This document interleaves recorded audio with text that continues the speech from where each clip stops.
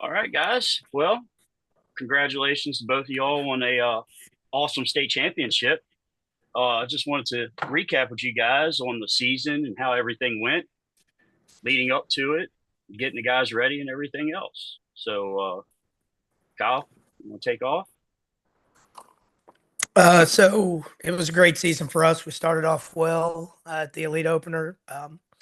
We won the Elite Opener this year, Washington High School. It's the first time that we've ever won that, and it's a 12-team field. That's a very good test, I think, at the beginning of the year for our guys and to see where we're at. And I think in a lot of ways, we've kind of been pointing to this season as a year that's been very possible for us to do a lot of great things as a team. And we got on a roll there pretty early, and we managed to go 17-1 in dual meets. The only loss we took was to a private school out in New Jersey when we were at Virginia Duels.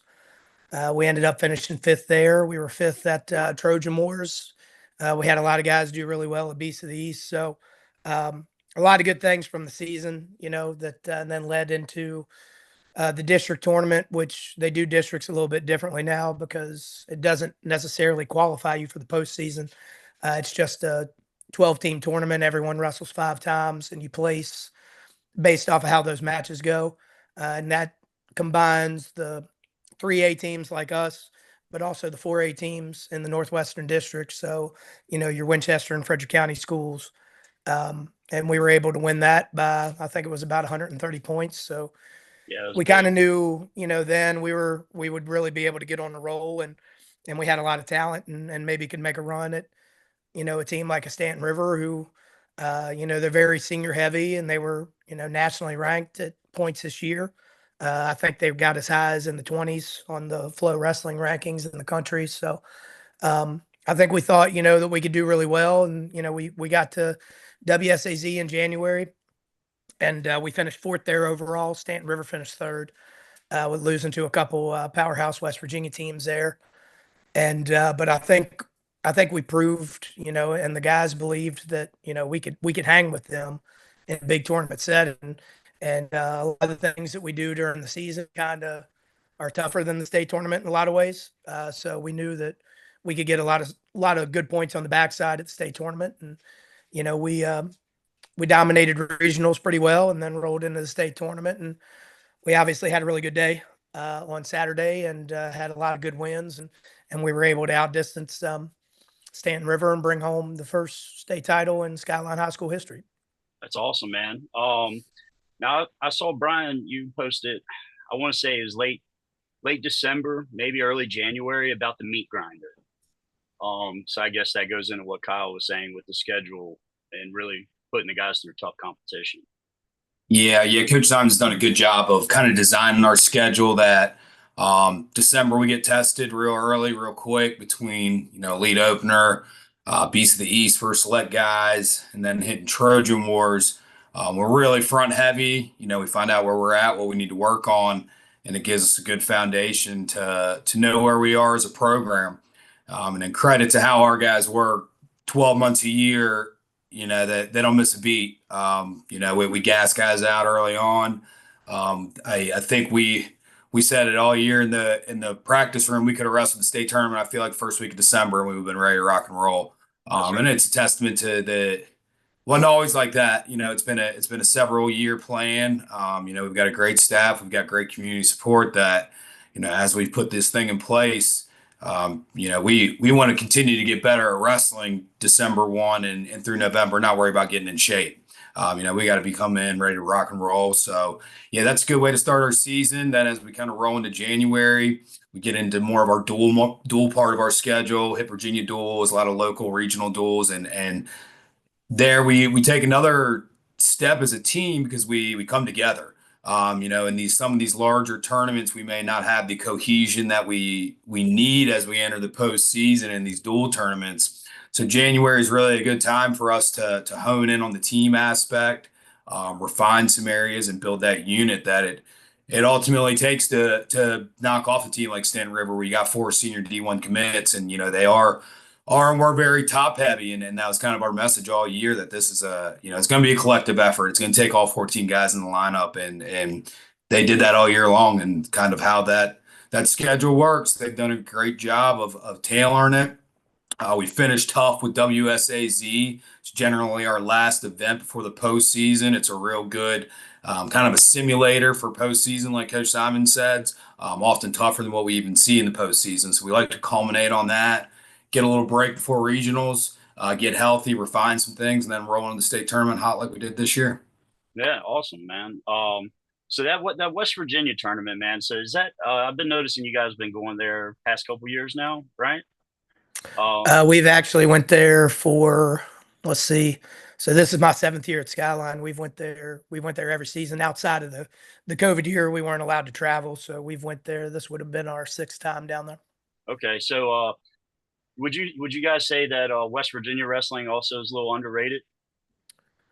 I think the biggest difference to me and what we see in West Virginia, because actually before I took the Skyline job, I was coaching at Musselman High School for 6 seasons before that.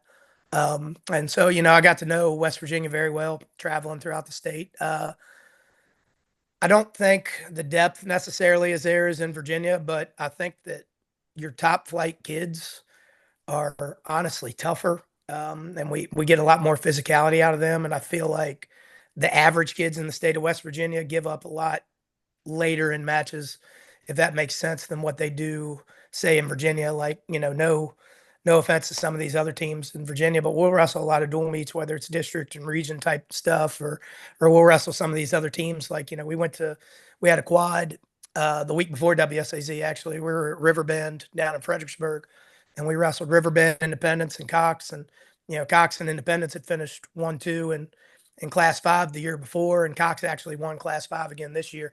And we were pretty dominant in those dual meets and picked up a lot of pins. And I think a lot of that has to do with, I think guys break quicker, and it's easier to see because with the way our guys compete and the way that they practice in our room, they can keep a pace for 6 minutes, and they're very physical.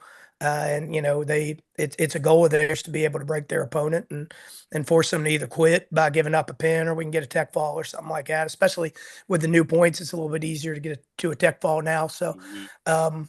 it's nice. It's easier to see, but I really like WSAZ because you get a lot of really tough teams. It's not just West Virginia teams. You got a lot of really good Ohio teams, a lot of really good Kentucky teams, and then obviously, out of Virginia, you had us in Stanton River, and we were the top, 2 teams in Class 3, and arguably uh, two of the top 3 or 4 teams overall in the state of Virginia. So Yeah. it's a really good litmus test to be able to go down there and kind of see, uh, where are we at 2 weeks before the postseason. We try to build it in that way and kind of get an idea of what it is that we need to work on, where we need to get tougher, and try to come up with an individual plan for guys that we may have to beat in the future. Right. Yeah, for me, I really enjoy that tournament because what coach, we had 2 guys in 6 years win that tournament. Yeah, so we've had 5 finalists in 6 years, and only 2 guys that have managed to win. And if you compare that to, say, the state tournament just past Saturday, where we had 3 champions, and we're very happy with that, but we put 6 guys in the finals. I mean, that's Yeah. more than we've put in the finals in 6 seasons at WSAZ.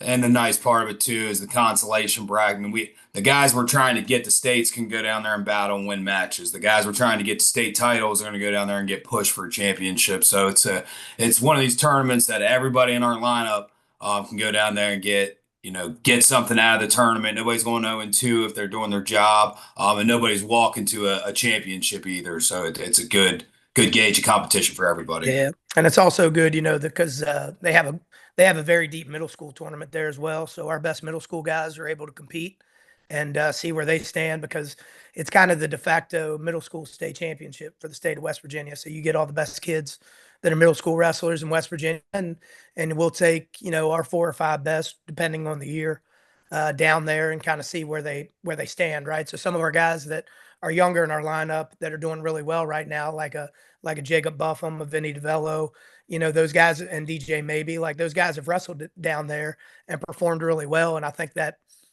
sets them up very well for when they step into the lineup here at the high school level for the varsity team. Nice. So I only got the joys of watching you guys wrestle once this year, and that was at districts.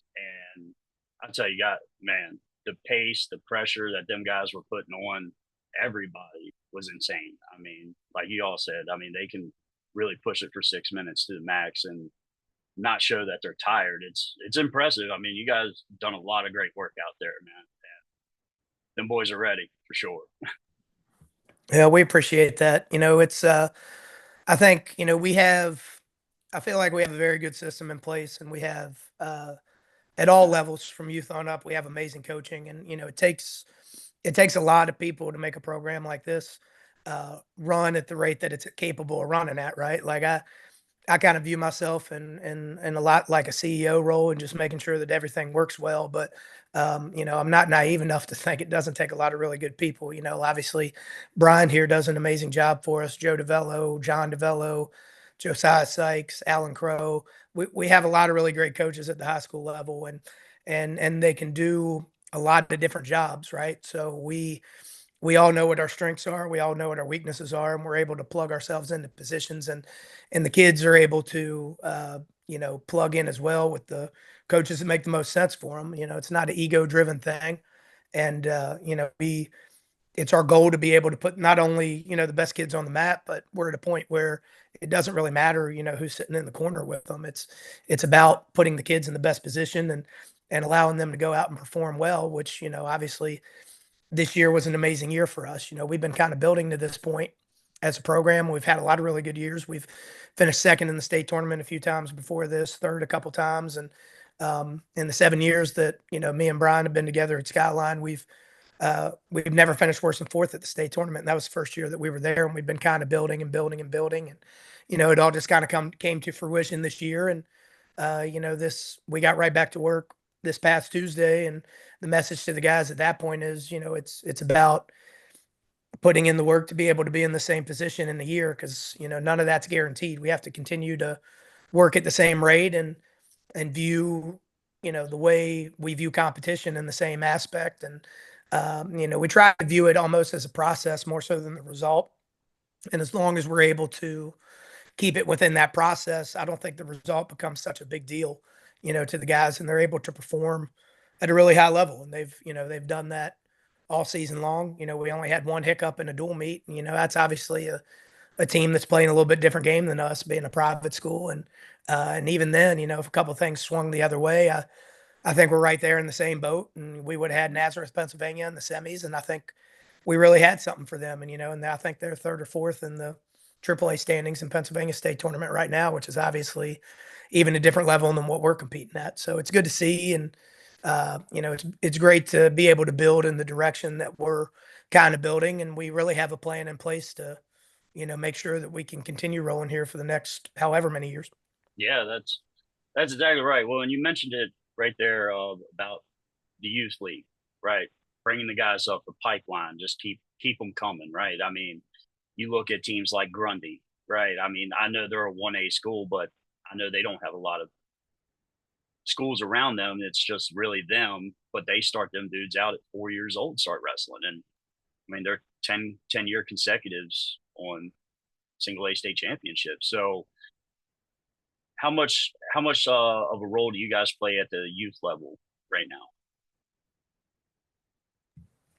So Brian plays more of a role, I would say, than me. Brian has really stepped up huge this year, and really involving himself at all levels. Like, he's actually traveling down tomorrow morning to go down to Roanoke for the Vawa State Championships with our athletes that are competing there. I'm going to help those guys out with Mason-Dixon Championships next weekend at the Sportsplex in Winchester. But even beyond that, there's a lot of great coaches that we have at the youth level. And it takes that, because without it, we don't really, we can't build the way that we want to, right? Like, I mean, don't get me wrong, we're blessed with an embarrassment of riches at the high school level from a coaching standpoint. And I think it suits our kids really well. But, I always say at the end of the day, if the kids aren't putting in that same effort that we're willing to put in, then and have the talent level to go along with it, we're putting in all this work and we're just average. It starts with these guys when they're at a young age, and teaching them about the commitment, teaching them about the grades that it takes, and teaching them about everything that it takes for them to be successful and come in and perform at a high level. And I'll let Brian talk more about this, because he's done an incredible job this year with not only with us at the high school level, because he's still keeping up with that completely, but at the end of the day too, he's putting in a ton of time with our youth athletes and our middle school athletes as well, and making sure that they're prepared for the transition that's coming for them. Nice. Yeah, we got to keep Miss Simons happy, so coach needs to make sure he's tending that family life as well. But yeah, I mean, for me, it's been a new venture. I've never coached anything outside high school till this year, pretty much. I always popped in a corner, but as far as taking an active role with the group, Coach DeBello and I have kind of jumped into that role, and you kind of nailed the nail on the head, Justin. We're looking to reload. We're not looking to rebuild. Winning's fun. We want to keep winning. We want to do it the right way. And to kind of go back to what you were saying earlier about the pace, we might not have the best wrestlers, the most talented, some of these national accolades, but if you wrestle a guy in a Skyline singlet, it's going to look a certain way. We're going to push the action. We're going to have a high pace. We're going to have a high motor. We're going to score points. We're going to get after it. And that's kind of just, we're really just preaching toughness and pace and cleaning up some little things with these younger guys to help them take that kind of jump. And kind of like you said, we encourage kids to play other sports if they want to play other sports, but we want to make sure that we've got wrestling opportunities for these kids. Really 12 months out of the year, we've got to, if we want to keep up with, the juggernauts that we're trying to beat in the state of Virginia and nationally at the end of the day. So it's been a good experience for me. I feel like it's helped me become a better coach, slow things down some, break it down some, and just, our high school guys get to us. They've been wrestling for a decade plus. They're pretty set in their ways sometimes and got things figured out. These guys are a little more malleable sometimes, and we can kind of refine some of the technique that when they get there, it's hard to break those habits after you've had them for a long time. So I'm enjoying that aspect of it. And like Coach Simon said, we've got a great youth program already. We're just trying to enhance it and bridge that gap between Front Royal Wrestling and the Skyline High School team, and looking forward to continue to make that transition seamless for those guys at the end of the day. Yeah, exactly right. I mean, it's disappointing, I would say, around the Winchester area. Brian, you probably, and Kyle, both of you could probably agree to this, that you have one school, Sharando, that has an off-season program, 2 days a week, but they're getting in the room, they're wrestling, they're putting in work. Millbrook, I think they're on and off with their off-season program. Jameswood doesn't have one. So the Jameswood kids, they have to go other places, and you can see the gap where these guys are missing out on that 12-month wrestling, like you said, Brian. It makes a big difference, man. And I think that speaks volumes that you guys are offering that, keeping these guys busy. And it's going to show. It does. Not to jump in on you there, our guys hit our practices and then they're seeking out other things too. We've got multiple guys hitting, and we encourage that as coaches. We don't own these guys. We want them to bring stuff back to our room. We are the culture that we want them to feed into, but within the area, there's a lot of wrestling information, and our guys do a good job of putting our program first and then supplementing with their additional workouts. And we never want to discourage them from going and getting extra as long as it's, a safe, healthy way at the end of the day, and they're managing their recovery and bodies. Okay, fair enough. So you guys know with success comes the hate. And I know this from watching Martinsburg football. Love Martinsburg football. They're the best. You can't take it away from them. So with some of the comments that I've seen on Skyline recruits, or they're pulling guys from different areas to build your all's team. What do you guys got to say to that? Well, and actually one of my best friends in coaching is one of the coordinators at Martinsburg, and I talked to him a lot about stuff like this. It's we've been building a certain direction as a program, and at the end of the day, what you see, I think, a lot at the high school level is parents especially, they look to seek out what's best for their kids and where the best possible options for them are, depending on what the sport is, right? So, years ago when Bill Hall was the head coach at Sharando for football, that was, locally, that's what people, sought out. And obviously in the West Virginia and the Panhandle area, they seek out Martinsburg for football. And, we offer great product at Skyline High School from a coaching standpoint, and we want to be the best we can be.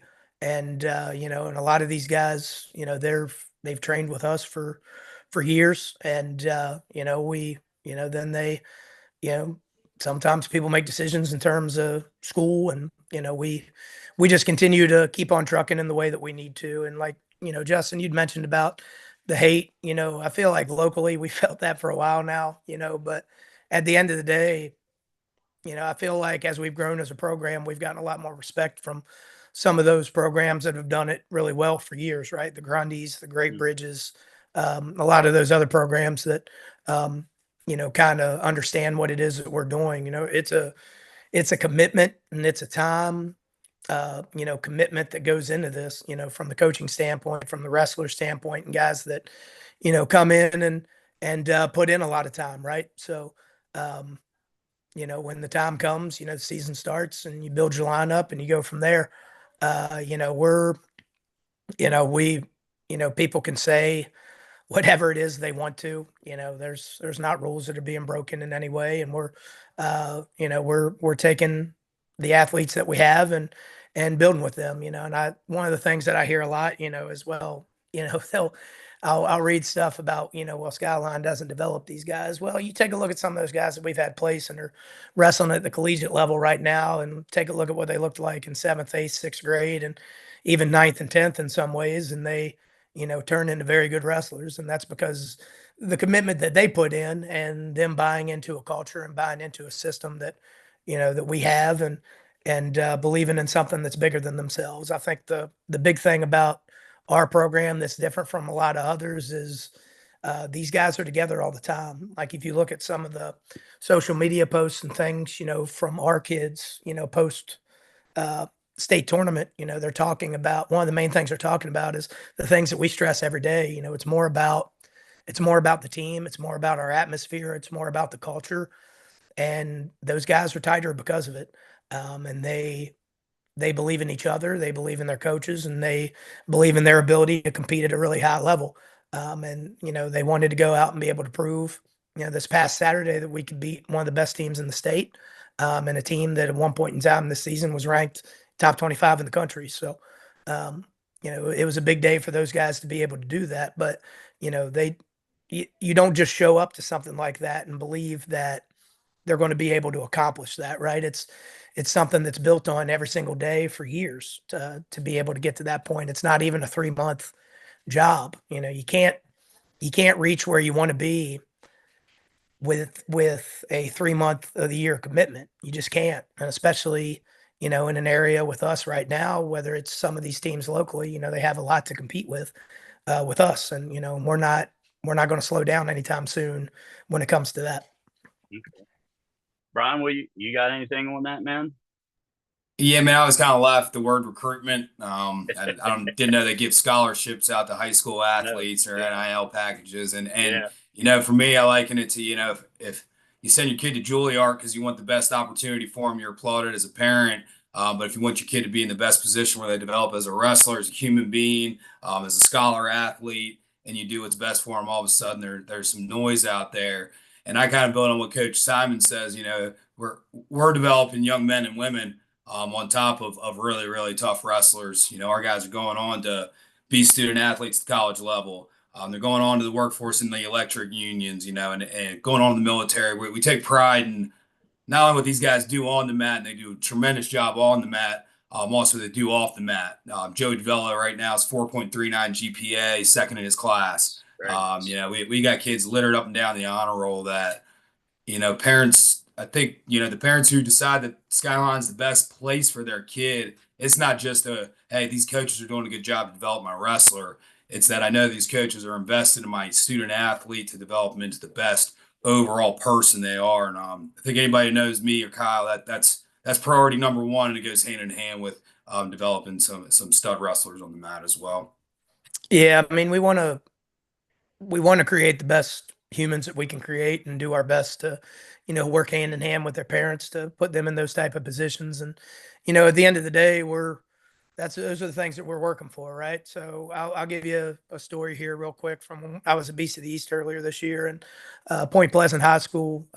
their head coach I have great respect for, and we're talking Point Pleasant in West Virginia, and they've won like 9 of the last 10 state championships. And I asked them, because up at when come December this past year, we hadn't won a state title yet. We just did that Saturday. So I asked him about what's the difference, like what are we doing that's not getting to that point, and he talked about the expectation that goes with it once you do get to that point, once you reach the quote unquote mountaintop. And he had told me, and I agree with this, it's more important that you're building something that people that were involved with it want to come back to.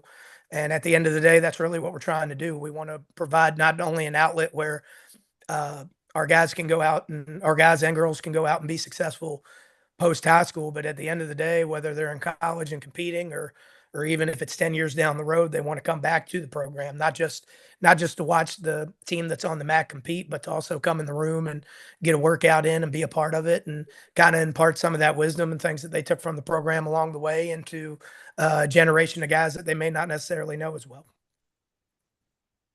That's awesome, man.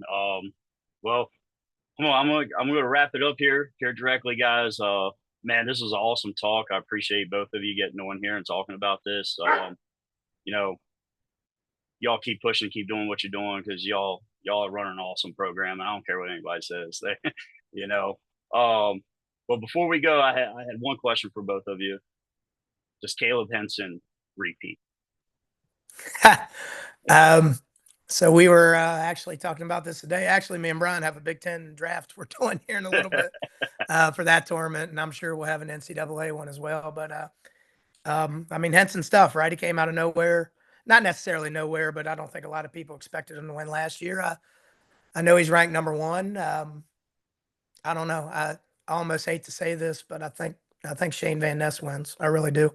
But Brian may disagree with me. I know it's bad to pick against Virginia teams, but I don't think picking a Penn State guy, I don't think you can necessarily go wrong with that either. That's right. I'm not picking a Penn State guy, but Henson better get that motor going. That's right. Things fired up. So awesome time of the year. Next couple weekends be a great time to sit around the TV all day. If you're not at VAWA, and in 2 weeks, definitely going to be posted up watching the action. Awesome. Well, guys, congratulations again. Appreciate y'all, and look forward to seeing you guys next year at districts again. I doubt we wrestle y'all at a duel ever. but yeah, man, we'll see you guys next year, man, and keep it going. Kyle, Brian, hope we get you guys back on here again. Some in-season stuff, catch up on some tournaments and stuff, see how things are going with the guys. Awesome. Absolutely. Appreciate it, man. All right, I really appreciate you having us on, Justin. Yeah, man, appreciate you guys. Y'all have a good night. All right. See you, buddy. You too. All right, bye.